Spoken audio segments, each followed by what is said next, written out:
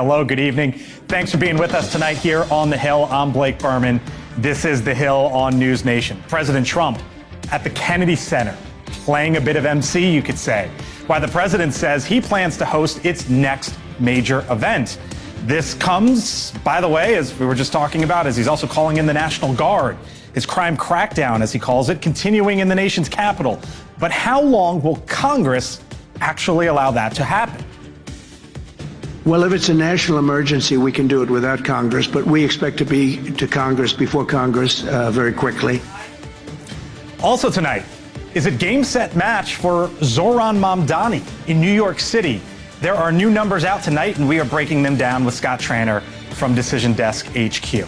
But first tonight here from The Hill, a warning to Russia. The commander-in-chief with this vow to Vladimir Putin ahead of their summit at the end of this week if Russia doesn't soon end its war inside Ukraine.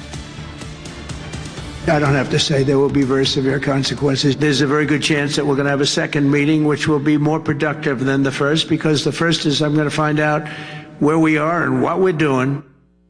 We'll find out on Friday. That meeting between Trump and Putin expected to take place in Anchorage, Alaska. The White House describing it as a quote-unquote listening exercise. That's their term, aimed at getting an idea of where Putin stands on a possible ceasefire with Ukraine, as the president tries to make a step toward broader peace talks. So why, of all places, Alaska? Well, some of it quite literally is just practical. Putin is subject to international criminal court warrants, which limits where he can theoretically travel. In fact, a waiver was just issued to allow him to travel here to the U.S. The two had their first face-to-face, you might remember, back in Helsinki, summer of 2008. It drew all sorts of international intrigue at the time. Anchorage will be the first time Trump and Putin meet face-to-face since 2019.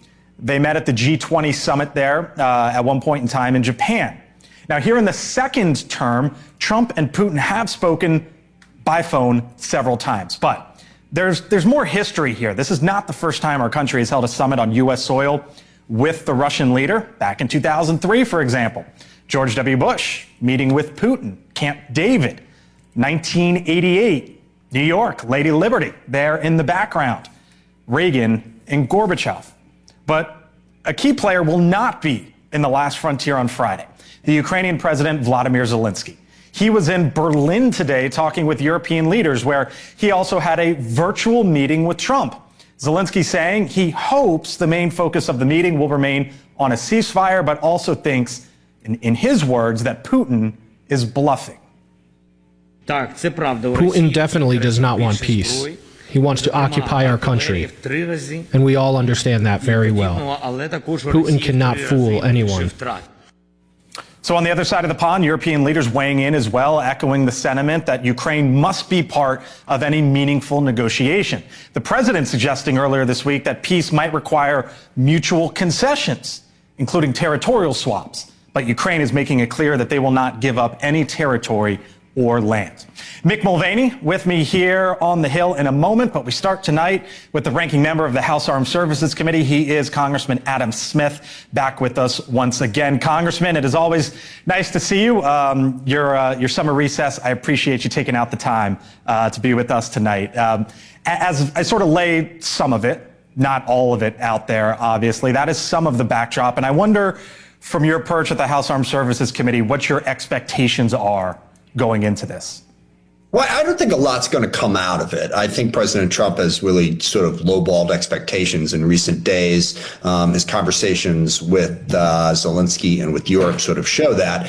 I don't think it's particularly bad that they have the conversation. What's bad to date is that President Trump has not shown, I think, the unity behind Ukraine to really put pressure on Putin.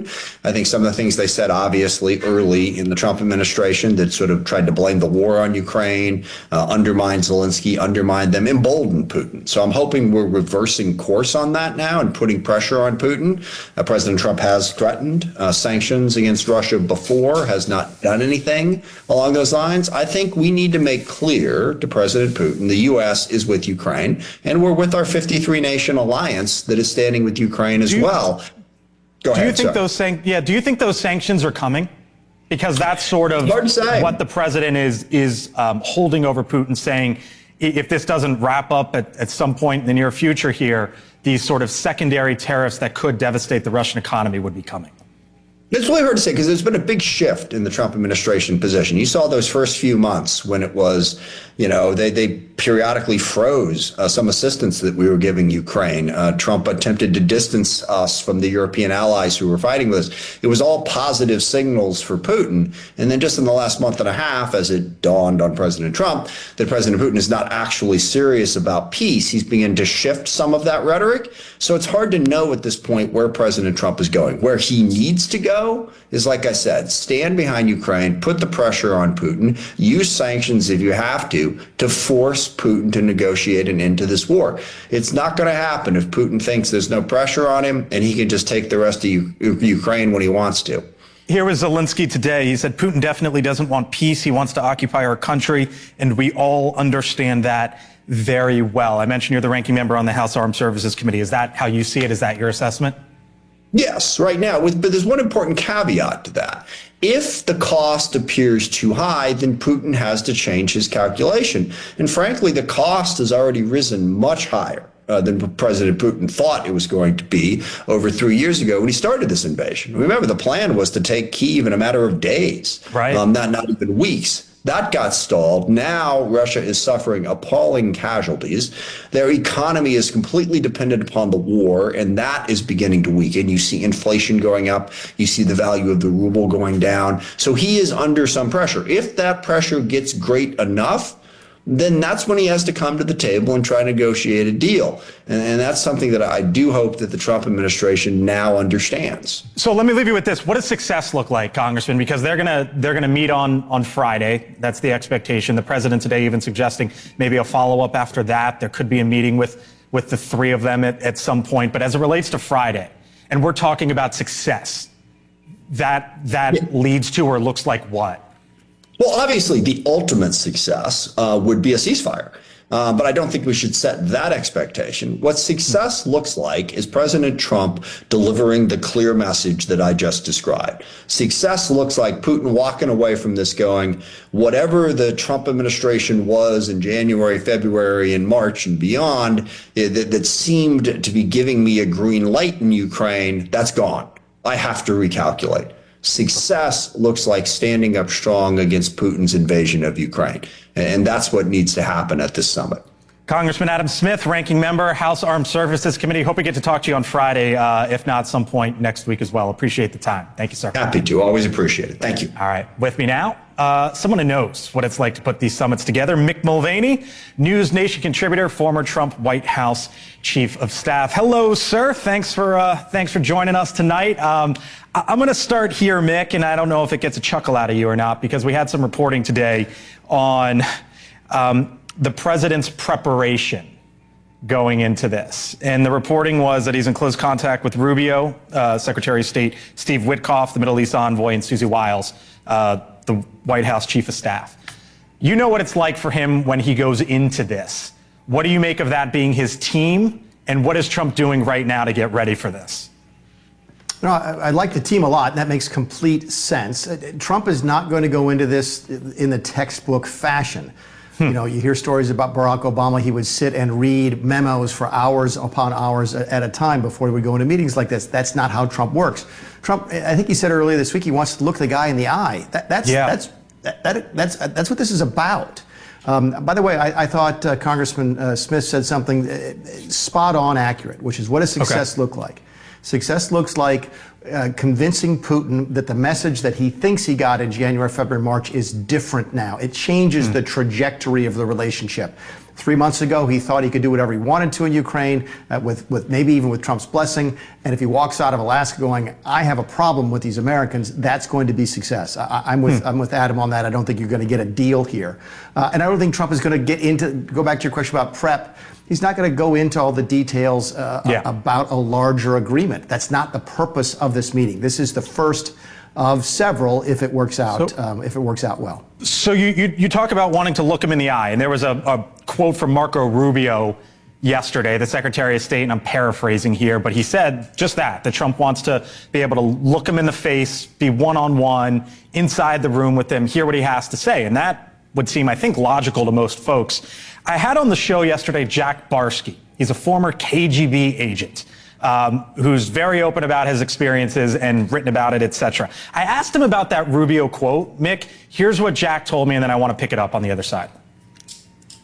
What Marco Rubio said, the Secretary Rubio, to me is meaningless. What we have here is three political narcissists who are working on their own legacy. So he said that whole looking Putin in the eye thing is meaningless, which I found fascinating from his point of view, but I wonder from your point of view with Trump how that rings. Yeah, you know, George Bush took a lot of heat, I think, back 25 years ago when he said he looked into his soul when they had a meeting. But there's something to that. There is something to sitting down and talking to somebody. Look, we deal with it in our everyday lives. How many people really like Zoom meetings or think they're as productive as face-to-face meetings? You're never going to get to know people as well face-to-face. So, look, I get the part about the legacy and so forth. If Trump's legacy is solving the problem in the war, what's wrong with that? If Trump's legacy is ending the war, that's a pretty good motivation for the meeting, I think. So I'm not sure why that would be a complaint. Look, Trump's style is different than other leaders. There's no question about it. By the way, I had to laugh. You showed that picture from Osaka in 2019. I think I'm just outside the frame on the left-hand side. And watching them interact, face-to-face was fascinating. I hope we get a chance to see some of this live on TV this week. It's so interesting for me to hear you say that because you were there off screen in Osaka in 2019. I was in the room in 2018, the first time that they met in Helsinki. And Mick, it's just different. Like, I can't explain it. I've been, and you're smirking because you know what I'm saying is true. And I want our audience to take this away for a second. It is just different when you are in a room with Donald Trump and Vladimir Putin. It's a different feeling. Is it not, Mick? It is, but look at our own lives. I mean, how many people are much meaner on texts and emails than they would be face-to-face? Talk about all the complaints we have about civil society, about people being able to interact with each other. And it's a skill that we've lost. It's a skill that Donald Trump still has. And he's convinced of his ability to sort of bring some charm into the conversation and to have a positive effect on this relationship. So it's why he is what he's doing. It's why he's been good in business. It's why he's been good at politics. He likes connecting with people. We'll see how it pays off. I will tell you this. I remember this one thing from Osaka 2019. Yeah. Putin's a tough cookie. There is no question. And you saw that in Helsinki. This is not a warm and charming kind of guy that Trump's going to deal with. When you're there, as you said, it doesn't feel like a warm and charming experience. We'll leave it there. He Mick wants Mulvaney. to stab you in the head with a fork or something like that. Yeah. So. Mick Mulvaney, NewsNation contributor. Catch you tomorrow. Thank you, sir. Appreciate it. We'll see you. All right. Programming note, by the way, special coverage of the bilateral summit on Friday. All starts 8 o'clock Eastern. Leland Vittert. Then that guy on the left over his shoulder there will also be hosting a special edition of The Hill at 10 o'clock. Live reports and analysis from the panel Friday night. Hope you join us right here on NewsNation. But before then, it's still to come. Is it a Big Apple blowout? Zohran Mamdani already a shoo-in for New York City mayor. Is that the case? Scott Tranner, data science director, DDHQ, with me on the other side of the break with the brand new numbers. Plus, reporting for duty. National Guard troops patrol the streets of D.C. So which city is next? Maybe. Plus this. We're going to also fix up a place called Washington, D.C. We're going to make it so beautiful again. The president at the Kennedy Center today. What was he doing there? Welcome to Washington. I thank you for being with us tonight. I'm Blake Berman. I'll see you back on the other side of the break. 4 minutes out.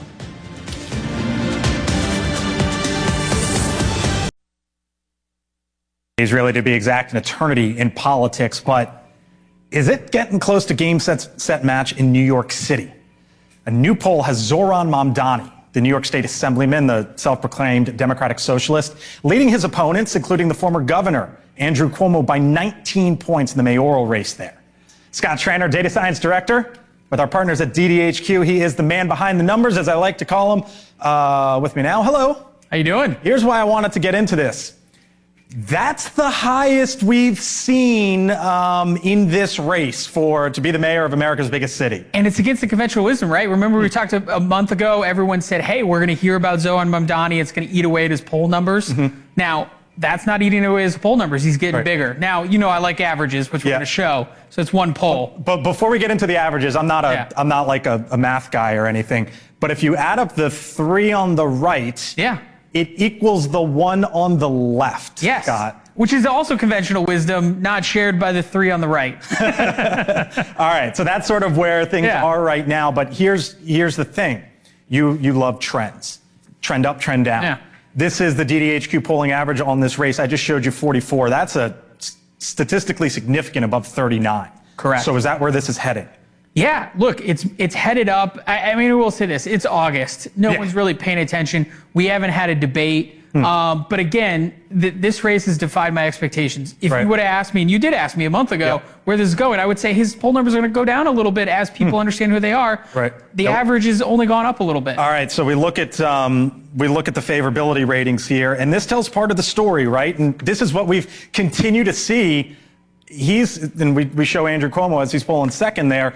Mamdani is in the plus double digits there. Yeah, and look, political consultants will tell you they like that don't know because that gives them a fair shot to at least move them into the favorable column. It's harder to move an unfavorable to a favorable. It's easier to move a don't know to a favorable. Still may end up in an unfavorable, but Mamdani, as they say, has more room to grow. Interesting. All right, the thing that you and I are absolutely fascinated with and love to watch.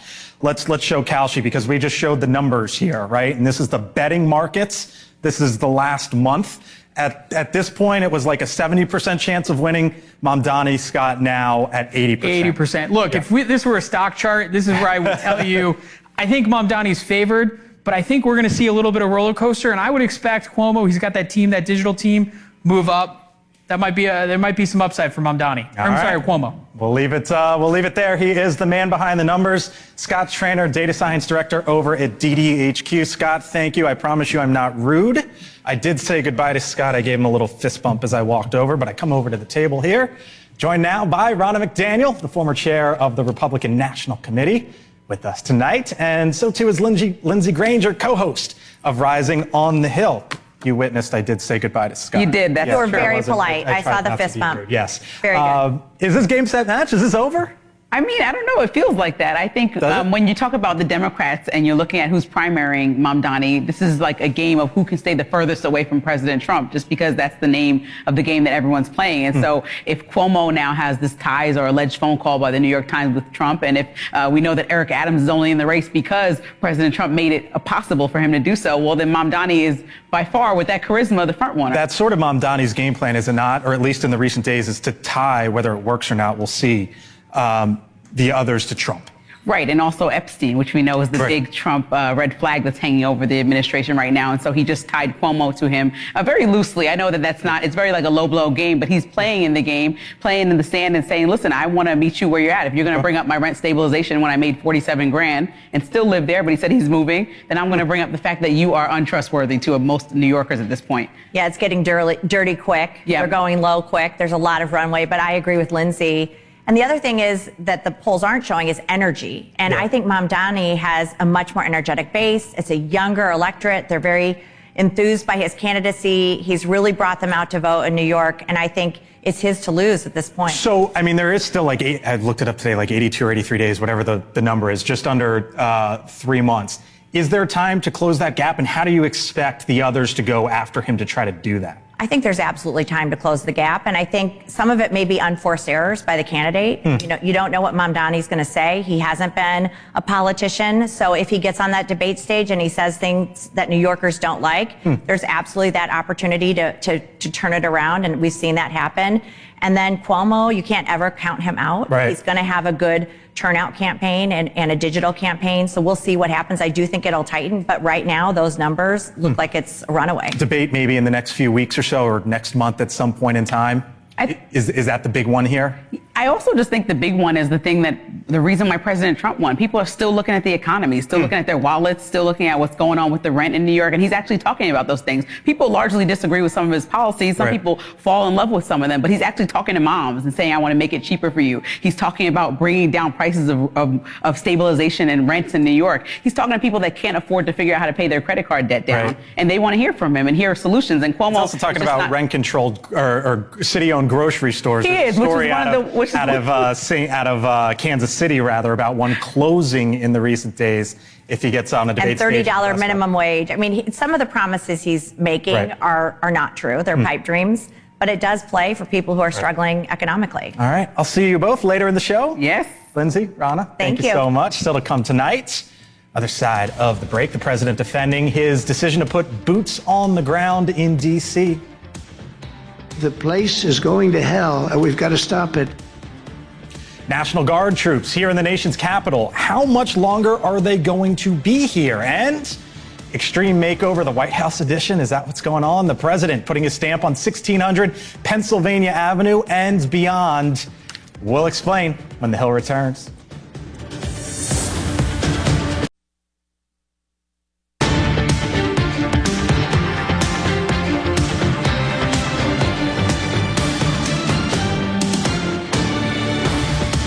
We're going to be essentially crime-free. This is going to be a beacon, and it's going to also serve as an example of what can be done. 6:30 here in Washington tonight. The president earlier today in this town, just 2 days after announcing essentially a takeover of the nation's capital, as some might call it. Today, he called the strategy a model to fight crime and clean up cities across the country. Tonight, federal agents and the National Guard all on the ground here in Washington, D.C. So too is our Joe Khalil, live outside tonight. Joe K, where are you? Hello. So how you doing, Blake? We are at the Navy Yard, where we have seen federal agents on the ground over the last couple of nights here. I know it looks like we're having fun, but I promise we're doing work. Look, President Trump made a really big announcement today, big development in the story, when he said that beyond these 30 days, he's now going to go to Congress and ask them to extend this temporary takeover. And he says that if Congress doesn't give him the authority to do that, then he might just declare an emergency and do it. Take a listen. So we're going to need a crime bill that we're going to be putting in, and it's going to pertain initially to D.C. We're going to use it as a very positive example, and we're going to be asking for extensions on that, long-term extensions, because you can't have 30 days. So unclear at this point when this temporary takeover is going to be over. Blake talked about the National Guard here. We got some developments there, too. They are going to be starting tomorrow patrolling not just in the evenings, which we've seen before, but 24/7 and in heavier numbers, the White House says. Meantime, the other federal agents that we've been seeing from DEA, FBI, and the rest over here even, they are making arrests, unlike the National Guard, and they've been making quite a bit, more than 100, the White House says. They've also taken 24 guns off the streets, even made an arrest in a homicide. Blake, there are about 700 of those agents, the White House says, on the ground in D.C., which basically doubles the amount of law enforcement officers here. So they are here, and their presence certainly being felt, Blake. Joe, this is a small but big town, right? It's small in size, but obviously big in population. Yeah. You've been out there over the last couple of days. Have you noticed a difference?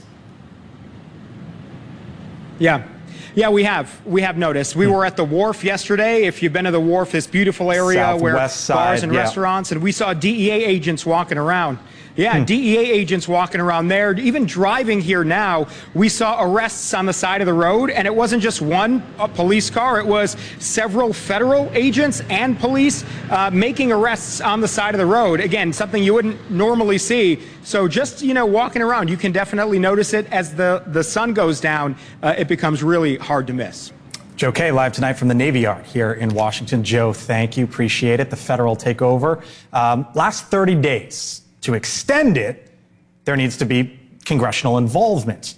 President Trump today calling for a crime bill, as he put it, to do just that and potentially expand that to other cities as well. With me now, Congressman from the state of Tennessee, David Kustaf, whose district runs through, at least in some parts, the great city of Memphis. Congressman, thanks for being with us tonight. I'm going to get to that in a second, but on this concept of how long this will last here in Washington. You obviously spend a pretty big portion of your time here. How long should it last? Well, first of all, thank you for having me on this evening. I'm also a former federal prosecutor. I'm a former U.S. attorney. And we all know that in D.C., the crime has run too high.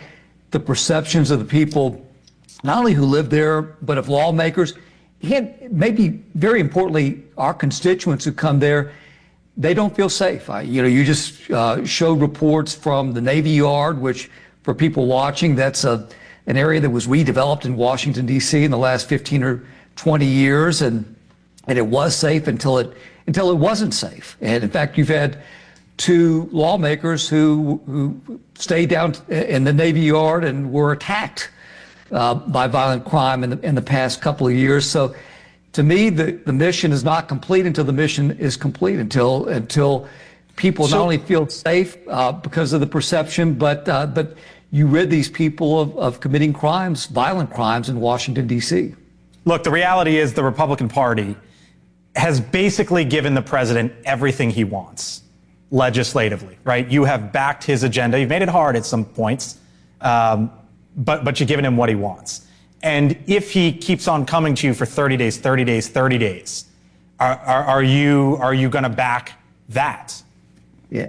Well, my impression is we've got to extend it until the job gets done, and we'll rely on the president. We'll rely on the Department of Justice. We'll rely on feedback from federal and from local law enforcement. It seems to me that not only the federal law enforcement, but that local law enforcement has somewhat embraced the federal agents and the federal authorities from coming in and trying to help out, because Washington, D.C. is undermanned in their police department. They literally cannot hire enough police officers. So the answer to your question is we need to extend that authority, the president's authority, until the job is completed. I mentioned you represent parts of Memphis. You know this, but for our audience here on NewsNation or those listening to us on SiriusXM, eastern part of the town there, and then out as well, as I was looking at it today. I was also looking at crime stats, and Memphis, you know this, but a list I was looking at had Memphis ranked at the top of the list in this country when it comes to violent crimes, 2,349 for every 100,000 residents. Number one in the country. Do you want the president, do you believe that the president should send the National Guard in to Memphis, Tennessee? Yeah, so it's a good question. You know, the president has the authority to do exactly what he's doing under the home rule that was passed in 1973. He's got the right to do that. Interesting legal question. I have some constituents that would welcome any additional resources. And you've heard the FBI Director Kash Patel talk about Memphis in particular. So I think whatever resources, federal, state, and local, that Memphis and my end of the state can utilize, we would welcome it. This is a good community. We've seen in Memphis the crime stats come down, which is good. But just like in Washington, perception means a lot. And in Washington, D.C., people do not feel safe right now. They don't feel safe walking down the street. So I would think that any community, whether it's Memphis or any other city that was on that list, would welcome whatever resources that they could get from the federal government. Let me ask you this: would you make that request to the president, or you're not willing to go there yet? Well, let me without getting too far in front, we've been talking to federal authorities about Memphis and about other areas. And so I will leave it there, but okay. I think that whatever the federal government can come in and help local and state law enforcement, that's a win. All right, we need to get the bad guys off the street. We'll leave it there. The congressman there from the state of Tennessee with us tonight here on the Hill. Thank you, sir. Thank you very much. Other side of the break, still to come tonight. President Trump over at the Kennedy Center today eyeing some big changes. We're going to make it something that people can't even believe. We have some unbelievable plans. And he's not stopping there. Other side of the break, full panel and a little bit of a pickup from our segment last night. That got a whole lot of comments. I'll show you some.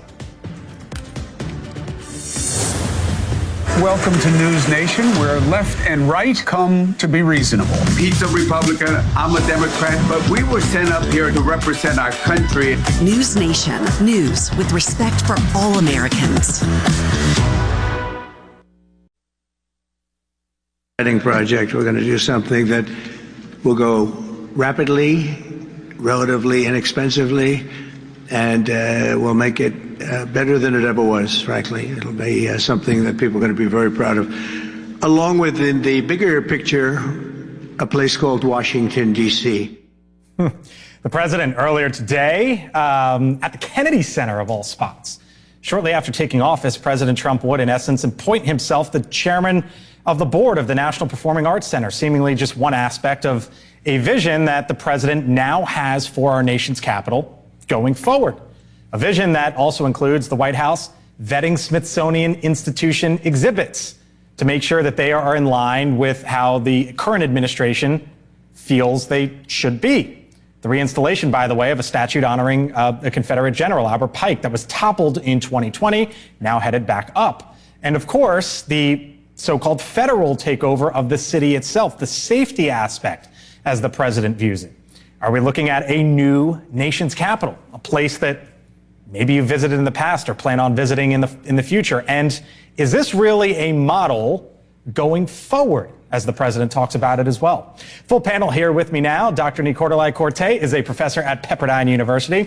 Ronna McDaniel back with me, former chair of the Republican National Committee. Lindsey Granger, co-host of Rising on the Hill, new Washington resident, by the way. And Carla Sands, former ambassador to Denmark and Greenland in the first Trump administration. Hello to you all. Thanks for being here. Appreciate it. You know the president well. What's he doing here?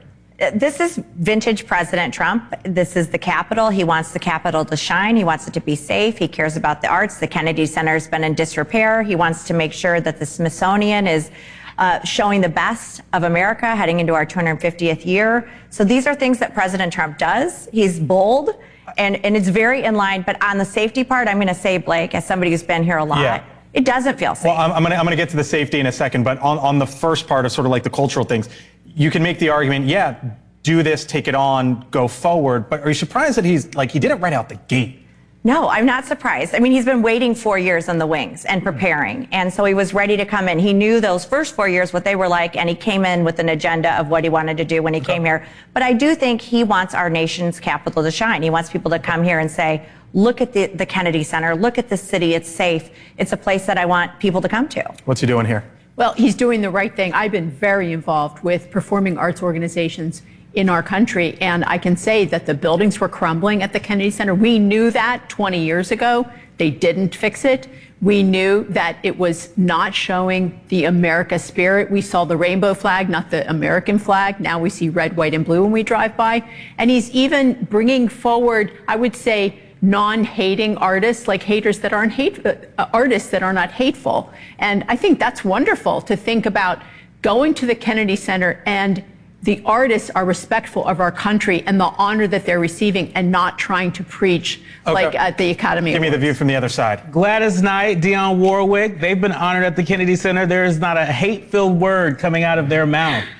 This is the president really choreographing a very heavy-handed approach to keeping D.C. safe. Look, D.C. was safe. The crime numbers have been down. That's not true. It is, it is true. And according to statistics from the FBI, D.C. crime has been headed in the right direction. So just on that point, you are correct. It's been coming down in the last year. When you zoom out, though, it went up and then down. Just to give folks the full picture. It's headed in the right direction. The mayor of D.C. didn't ask for this. The people of D.C. didn't ask for this. I've lived here in Washington, D.C. for almost 10 years. Yes, there are hot spots. This is an urban community. There will always be hot spots. Do you feel safe here? Absolutely. All the time?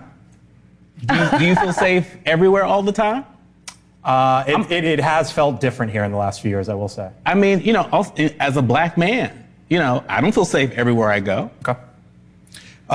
Lindsey, these are viewer comments that we've gotten. So we did this segment last night, and last I checked, it was like 70,000 views on YouTube and 500 comments. I'll give you both sides here. One, I've traveled to D.C. over the years and felt quite safe. Seeing people waiting around in full combat gear, law enforcement officers, ICE, and military is disgusting.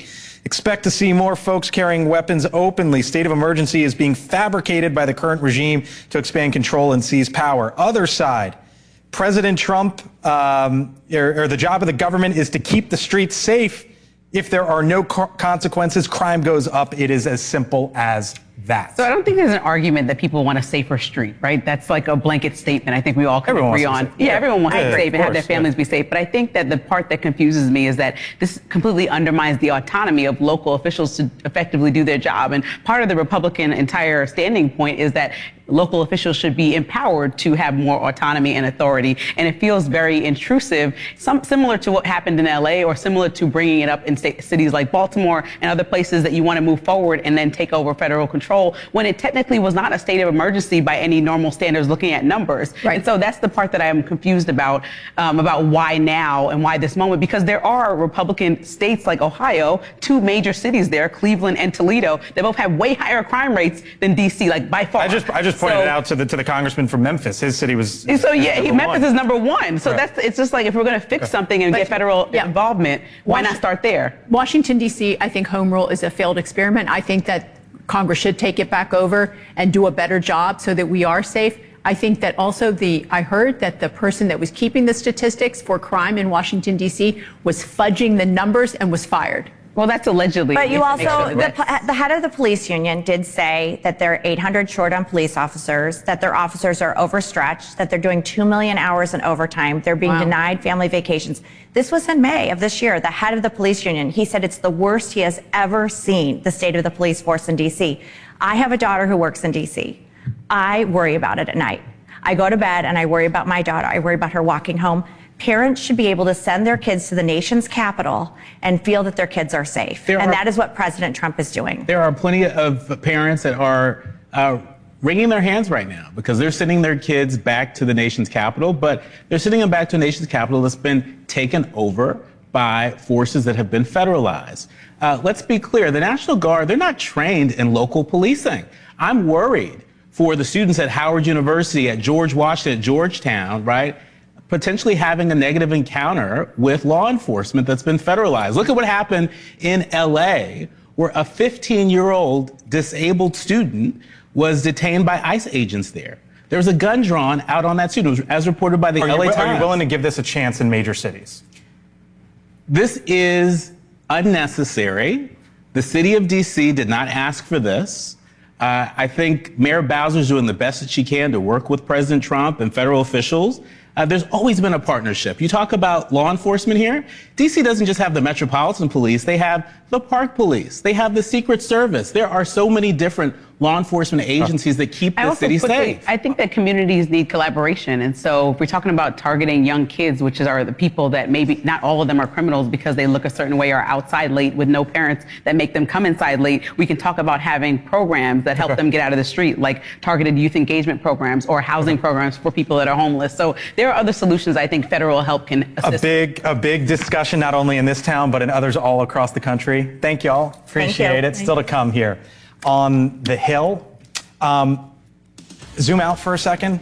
I'm going to explain to you on the other side of the break something remarkable that is happening, and it could potentially impact your wallet.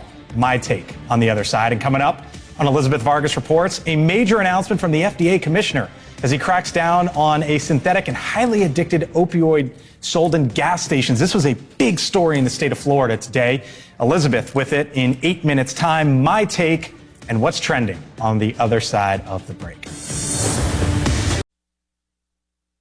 On your day, here's just some of what's trending right now on thehill.com. This is going to be the big story over the next, 48, 72 hours or so. The president warns of severe consequences if Russia doesn't stop the Ukraine war after the meeting with Vladimir Putin. That, of course, happening Friday evening. Also trending. How about this? Texas Senate passes GOP-friendly House map. It was a 19-2 vote in the state Senate. That sort of kicks all of this going forward. Congressional maps there in Texas likely to be drawn again. And this one I even clicked on earlier today. Dodger star Shohei Ohtani, an agent accused of sabotaging $240 million Hawaii real estate project. The best player in Major League Baseball tied up in this right now. Just some of what is trending right now on thehill.com. To check out those stories and more, all you have to do is scan that QR code on your screen or head on over to The Hill. All right, time for my take now. It is pretty remarkable times that we are living in, and for lots of reasons. This, just one of them. At the corner of Wall and Broad today, up and to the right, continuing. The S&P 500, the broadest measure of the American stock market, closing yet again at another all-time high. So too, by the way, the NASDAQ, which encompasses those monster tech stocks. But it doesn't end there. Bitcoin hitting an all-time high today as well. Ethereum hitting all-time highs as well. Money of all kinds flying. Comforting for the roughly 55% of Americans who hold a retirement account, for example. Now, we don't know how long this moment will last. After all, up into the right is not constant. All you have to do is just look back to April when there was fear everywhere. At every turn, you can find predictions, worry, or excitement, wherever you are on the spectrum, of where all this heads. After all, in the midst of this run, the current administration wants interest rates lowered. That could be on the horizon as well. But as we say good night on this night, at least a moment here to acknowledge just one facet of the remarkable times currently upon us. You see what's going on there at the corner of Wall and Broad. I thank you so much for watching us tonight here on The Hill. We'll be back tomorrow, 6 o'clock Eastern. I hope you tune in then. It's going to be the big story, Trump and Putin at the end of the week.